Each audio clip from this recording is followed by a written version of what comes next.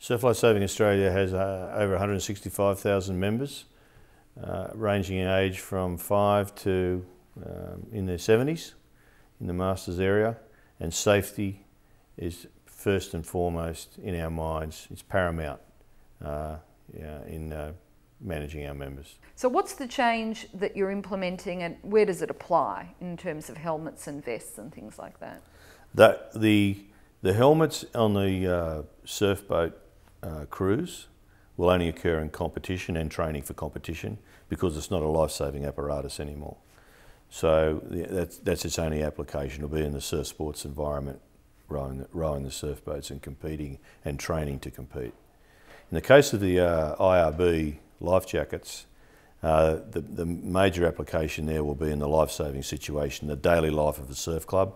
Every time those IRBs are used, everyone will have to have a life jacket on.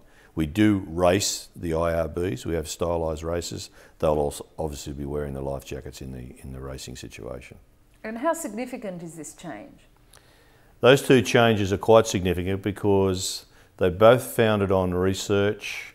We've been using those pieces of equipment for a long period of time, and to bring those protective items into their use is a big change for the organisation, because we've been using them without it for a long while.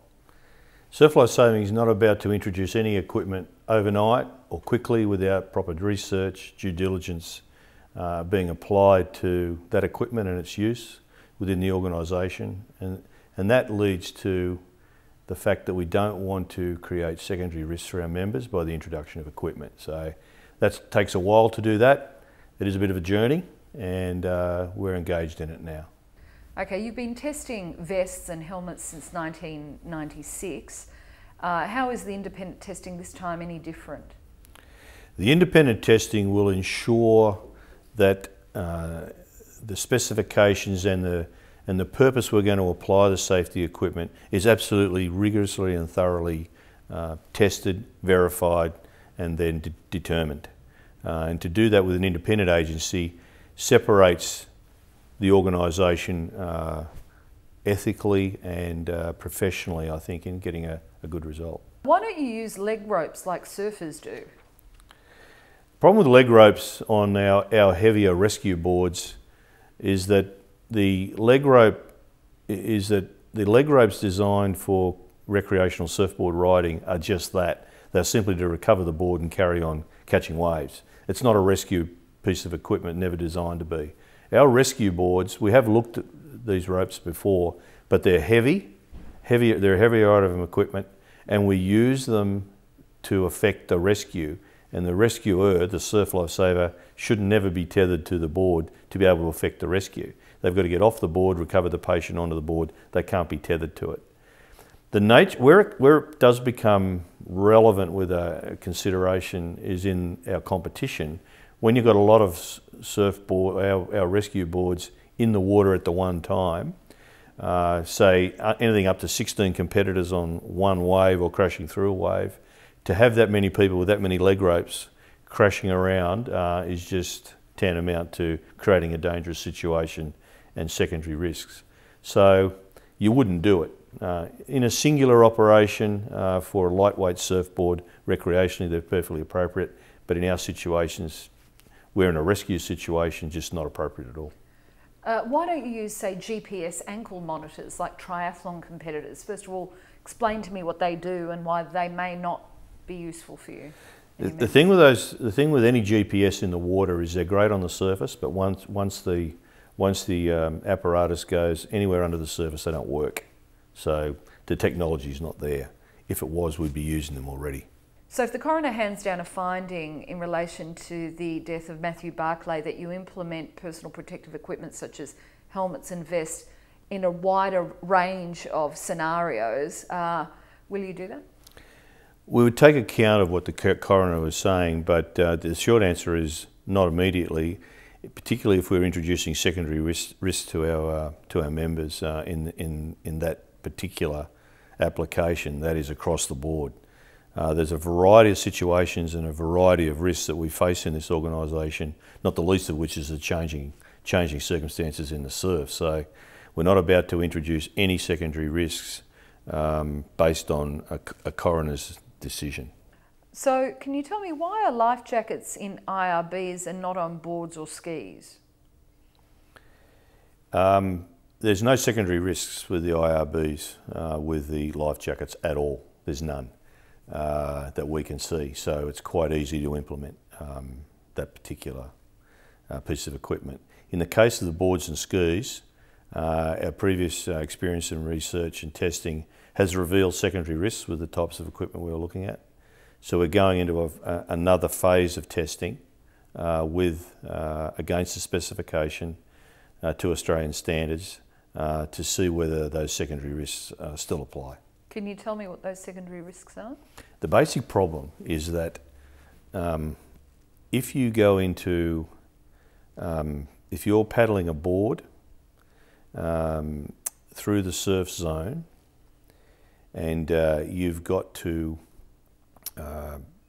get the board through the waves, common way to do it is to roll it underneath the wave and drive it through the breaking wave.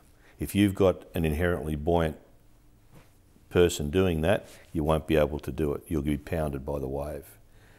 Secondly, if you lose your board, to recover it in the surf zone, you've got to be able to manoeuvre freely underneath the waves to get to the board or to recover yourself. So being inherently buoyant in a breaking surf situation can tire you very quickly. That's the secondary risk. So what we've got to be sure is that in introducing an inherently buoyant life jacket to recover a person who has been knocked unconscious from the ocean floor to come to the surface, that we don't introduce a range of other risks for those that aren't in that situation and create a problem. So that is the problem.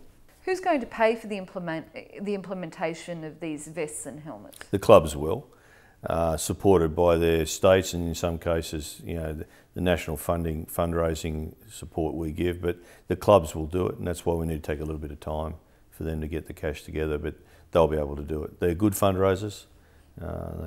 They raise about 90–95% of their funds now anyway, themselves. So, now, will these changes guarantee that there'll be no more deaths? No. We cannot eliminate all risk in the surf life-saving environment. There is no way we can make that guarantee. What we can do, though, is make sure that we manage the risk and we apply the safety treatments to bring that level of risk down to an acceptable level, reasonable level. Professional lifeguards have suggested that professionals should run the competitions, not volunteers. Would professionals not do a more thorough job? Absolutely no way. Surf lifesavers with the bronze medallion are trained to exactly the same standard as a lifeguard. Most of the lifeguards in Australia, 99% of them are surf club members anyway, and they receive their training from surf lifesaving. In the case of our surf sports competitions, Surf Lifesaving created the events, has managed the events successfully for 100 years. The experience in running surf events lies within this volunteer organisation, and mostly they're volunteers. Do you think there's a macho or risk-taker culture within the surf lifesaving movement? No, this day and age, not.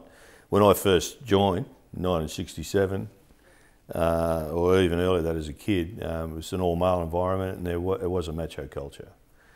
But in this day and age, with nearly 50-50 membership male-female, the whole attitude has changed to the culture of a surf club and the way it approaches its daily life. It's quite different.